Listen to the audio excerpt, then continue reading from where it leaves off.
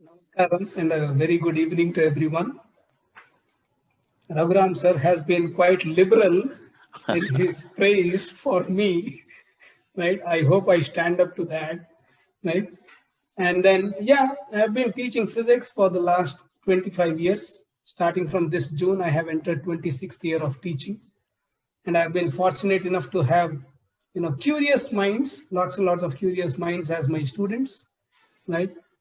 And then of late, yeah, because I'll come straight to the topic. Of late, the scientific aptitude of the students, it has started taking a severe beating. And I can pinpoint certain issues straight away. Like, okay, I'll be careful. I will not name any product or any company on such a platform. But then I'll just give you a hint. Probably you'll be able to, catch the hint.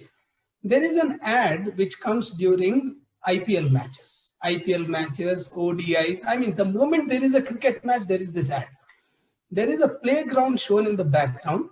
There is a girl of about 14, 15 years old with a mobile in her hand like this, seated under a tree. And the father comes across to the girl and says, "What are you doing?" And the girl says, "It's mathematics, Dad." And we say, "Oh, that's great. My daughter is learning." And that is where science goes for a toss. Because people have started believing that subjects like math, physics, chemistry, and I'm very sure that other faculty members will also agree, how can they be learned just by continuously watching a 6 inches by 4 inches screen, right? And don't get me wrong, I am not like that typical orthodox fellows who doesn't believe in multimedia and all that. I have my own website. I have been doing animations for the last 15 years. I am very passionate about use of multimedia in teaching, not misuse, overuse, and abuse of multimedia. Not that. I'm just interested in using multimedia properly. So what these people are trying to do is they are trying to sell us the ideas that science can be done just by watching a 6 inches by 4 inches screen throughout. And that is taking a heavy toll on the mindset of students, because we see those kind of students year after year, especially for the last 4 to 5 years. You write 2 equations on the board, they are kind of attentive. Third equation, they are like half drained out. Fourth equation onwards, they don't even want to look at the board. And this is the case for intermediate first year, second year students, that is 11th class, 12th class students, who should be able to solve problems which run into 1.5 to 2 pages easily. And after 3 steps, they are completely like distraught, they are disconnected, they are like restless. They can say that how can this be done? This is one headache. Second headache is, there is a very dangerous word that has come up nowadays. Education is education. Entertainment is entertainment. Let us not mix both of them together. What has happened nowadays is, in the name of education, more of entertainment is happening. And unfortunately, they have also coined a name for it. They call it as edutainment. I personally feel edutainment, if you pardon me for that, it is like a washerman's dog, right? And it looks very, very strong if I use that word in Hindi. It is literally called as dhobi ka kutta. Right? Na ghar ka, na ghat ka. Right? Absolutely. That is my take on it. You want entertainment, go watch a movie. Go watch a Shah Rukh Khan dancing up and down. Whereas if you want education, the entertainment and education comes through the fluidity of the subject. Now, what entertainment do you expect in mathematics? The beauty of mathematics lies in its abstractness. Right? There is a world of meaning when you write x plus y is equal to so and so, x minus y is equal to so and so, solve for x and y. What can x and y be? You run your imagination, run riot. It can be anything. That is the beauty of mathematics. Of course, you must also tell the student as to why you are using x and y, where is probability used, where is matrices used, where is differentiation used. That is correct. But then simplifying things to the level of stupidity and passing that as education, that is what is taking a heavy toll. Right? And then once they come to 11th and 12th class, the students are completely lost out. Their imagination is gone. They can't even imagine a book placed on a table. And I'll tell you the level of understanding that the students have got presently. And I swear, I swear to my career that this has happened. Just last week, I was taking a demo class for a bunch of students for a software company, because I happen to be the head of the department there. I wanted to explain Newton's third law of motion, Newton's second law of motion, Newton's first law of motion.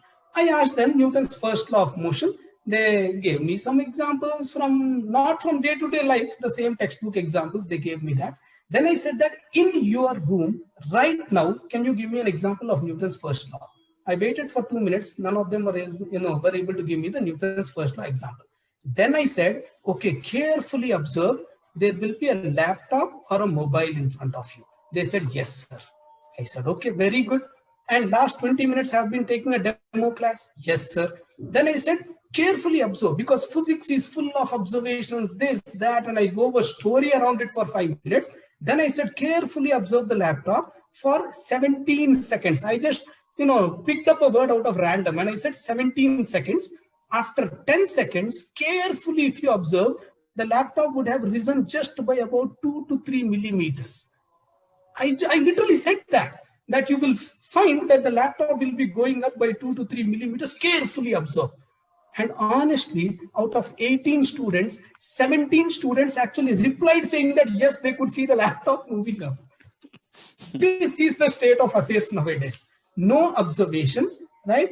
And children are taught and they are trained to believe in teachers absolutely, which is fundamentally hopeless for science. There should be discussion, there should be debate, there should be argument, there should be fights. That is how science grows. Science is not democracy, where I walk with a big party behind me and say Newton's half a dozen laws of motion and everyone falls in line with me. Science doesn't happen like that. One contradictory proof for that and the entire law can be thrown into a dustbin. That's it. That is how science works. But the students, they are trained not to question. They are not trained to think out of the box. That is what happens. And another thing is that students fail to understand at this +1, +2 level. I'm just speaking from the point of view of physics from +1, +2 level. They fail to understand that there is a specific language as far as physics is concerned. I'm basically a physics person, but I honestly believe that there is only one language to do physics, and that is mathematics. If an idea of physics cannot be put in the language of mathematics, it is just not physics. That's it.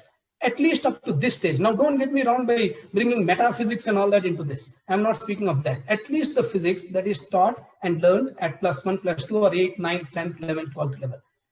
I see many students, weaving stories saying that, sir, this, I could calculate this, or I thought the idea, but I could not put it in the language of mathematics. That is the headache. You're not thinking in terms of mathematics. You think that mathematics is very far away removed from physics. It is not.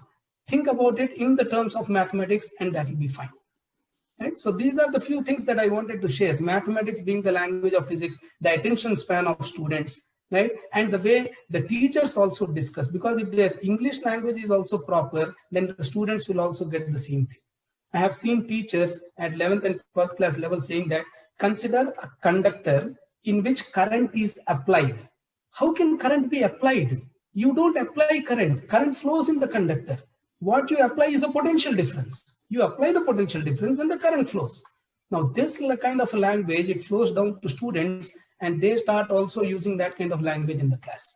I have seen many students coming up to me and saying, and it has become very fashionable nowadays to use that slang kind of a language. They come to me, without a notebook, first of all, without a notebook, without a pen, and they'll start talking in air. They'll say, sir, this thingy is there, and on this thingy is there, and I'm applying, this thingy here, and then what is that thingy? Now, how do you answer that? It means the concept is not there. On the contrary, if you say there is a horizontal, smooth ground on which there is a body of mass 10 kilograms, and I am applying a force of 20 newtons parallel to the ground, then what is the acceleration? Believe me, 7 out of 10 times, the moment you complete the statement, you will realize where you have missed out on the calculation and you'll go back and do the calculation yourself.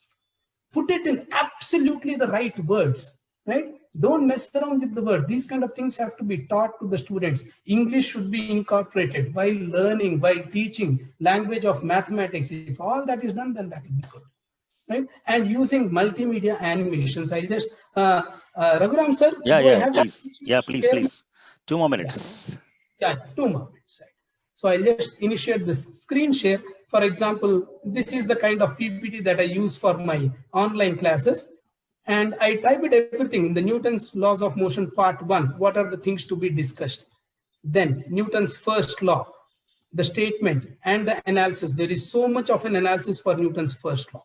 Then momentum, the definition, the formula, the quantity, units, and what is the other name for it? How do you bring about change in momentum, and a few examples. This is how I neatly present that. So when the teacher's work is neat, we can at least expect that the student's work will also be neat. This is one aspect of it.